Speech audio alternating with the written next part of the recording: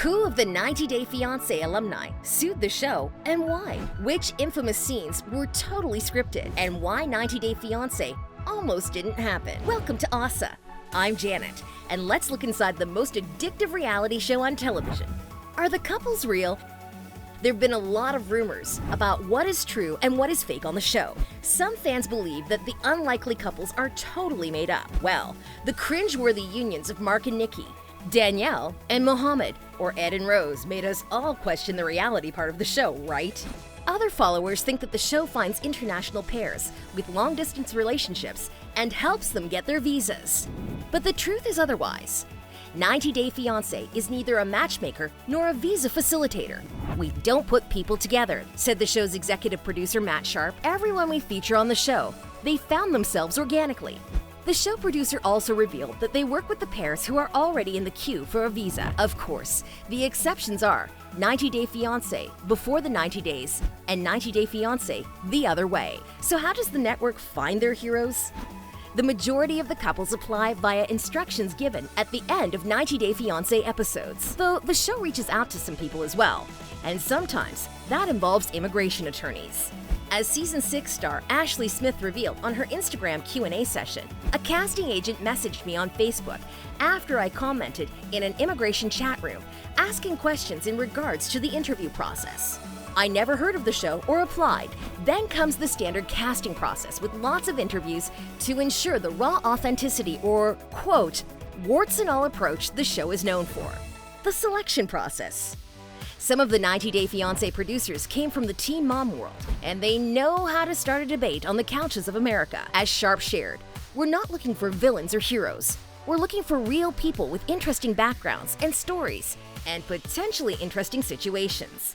First, the show wants to make sure that the couple has a genuine interest in getting married and making the move. The pairs that are in it for just their 15 minutes of fame and then break up usually cannot fake it throughout all the interviews. Sometimes the viewers get upset over certain participants taking advantage of their partners. But the showrunners do not interfere in the natural course of things. Those couples still want to get married, whatever the hidden motives for their legal union might be. Some couples have super short interviews.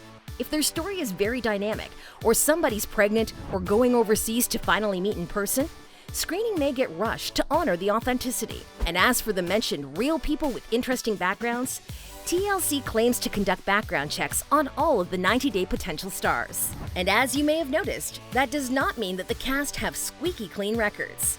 Almost everyone on the show has got some sort of history, and a shady past sometimes even gives them an advantage. Yes, and Fisa and George struggled to rent a place because of George's criminal record. Danielle Mullins was charged with 4 or 5 felonies, including credit card fraud. Molly Hopkins was accused of DUI. And these are just some of the cases of the fiancé's transgressions. While the show's creators did not interfere in the relationships between partners, they claimed to be very serious about making everyone on the set safe at all times. That's why they couldn't stand aside during a scary fight between Pedro and Chantel's families. Still, we struggle to understand how Geoffrey Paschel was cast, considering his lengthy criminal record of domestic violence. Seriously, TLC? Wasn't there anybody more appropriate? What's fake on the show? There's a lot of speculation that 90 Day Fiancé is a completely fake show that has little to do with reality. So what exactly is fake on the series? Well, we all know that the pairs are real, but details of their relationship are often hidden or exaggerated for storyline purposes. Remember the uncomfortable scene when David Toborowski's friend, Chris, asked David's fiancée Annie for a massage? As Chris and his wife Nikki shared on YouTube, that scene was scripted. The producers first suggested that Chris say it, and then demanded that he did multiple takes for it to sound natural. Do you feel slightly betrayed already? Though not everything is staged on the show, Chris said that the producers, quote, stretch the truth. And the couple believes that some reactions to provocative, pre-planned phrases are missing because everyone knows their lines and can't fake it as actors. Also, the trailer for Season 4 features Alla throwing a chair and screaming that she's happy now. Did you notice that the chair scene did not appear in any of the episodes? As Alla answered the fan questions on Facebook, she said that TLC made her do that to promote the show, but they never came up with a story for it. How unfair is that?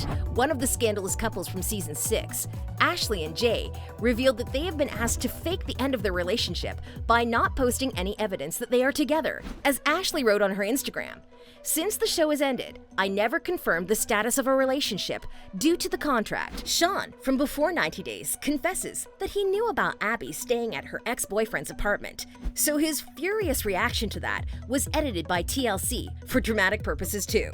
Another surprising thing is that some of the participants' names were allegedly changed. Did you know that Chantel's real name is Sierre? Well, since her siblings are River and Winter, having another hippie name in the family does not seem strange.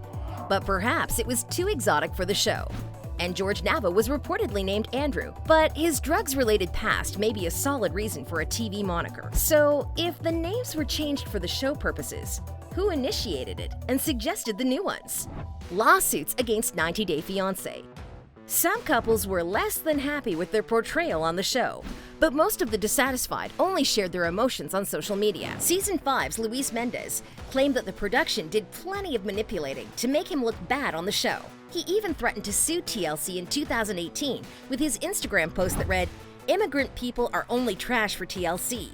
I want to meet a lawyer in New York City to sue those bastards." But it looks like it never happened. Ashley Smith shared that most of her Season 6 castmates heavily criticized the show for editing and fraud, but they were bound by contractual obligations. The reality TV star recently announced that she would never return to the TLC hit show. "I wish every day that I could do a tell-all on reality TV.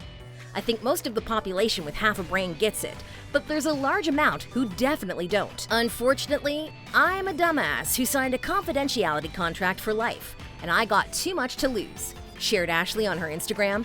Still, one couple took their frustration with the show to the court. Mark and Nikki from Season 3 have never returned to 90 Day spin-offs, as they sued the production and distribution companies for unfair negative portrayal of them as a couple. The case was thrown out in 2017, as Mark and Nikki had previously given the show the right to edit footage however they pleased.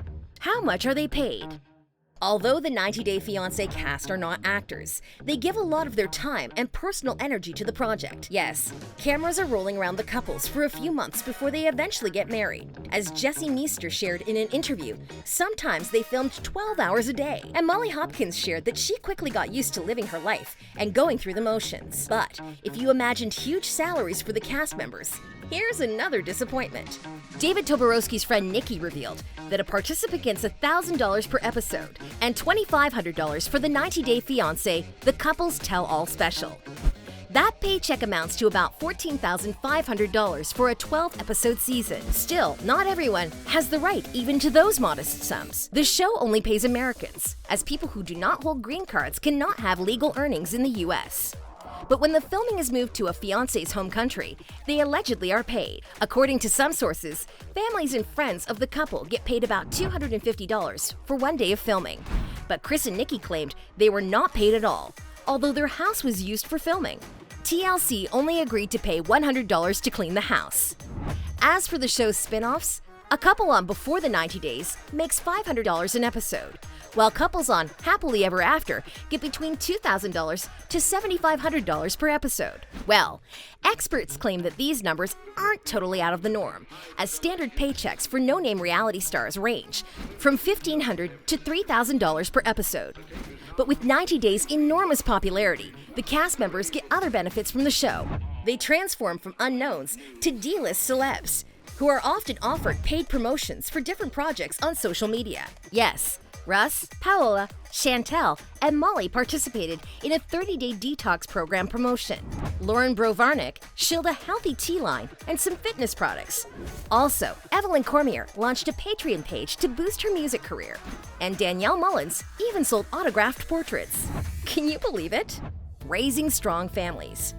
You may or may not believe in the authenticity of the couple's feelings, but their marriage statistics are surprisingly successful. Although reality TV tends to invest in breakups, the majority of 90 Day Fiancé's alumni are still together. As Matt Sharp boasted, "Our batting average on this show is that out of every 25 couples on 90 Day Fiancé, we've only had 3 divorces.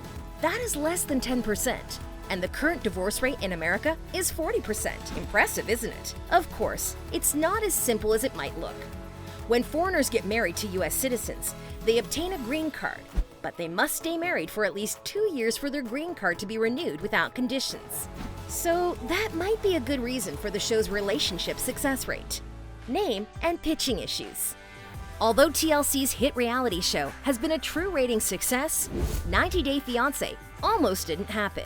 Yes, producer Matt Sharp was desperate after 3 consecutive rejections from TV channels until he found the perfect concept, name, and platform to make the show. It all started with a magazine article about Americans going abroad to find love. Sharp immediately pictured a show he wanted to make, but after the first lame attempt to sell the idea to a network, he decided to change course. And surprisingly, the team made the male-focused pitch with the macho-sounding title, Bachelor Wars Russia. After another pass from the networks, the team finally decided to focus on the 90-day K-1 visa. The idea seemed gold, but it faced the strike 3 no from the networks. And just when Sharp thought that his project was dead, he ran into a TLC higher-up who was looking for new ideas. The brief premise appeared to be enough for the TLC executive to buy the show on the spot. And the rest is history. Well, we can only imagine the frustration of all those other networks who rejected the 90 Day Fiancé idea. Do you have any favorites on the show? Tell us in the comments, and thanks for watching this video. As always, stay safe and stay awesome.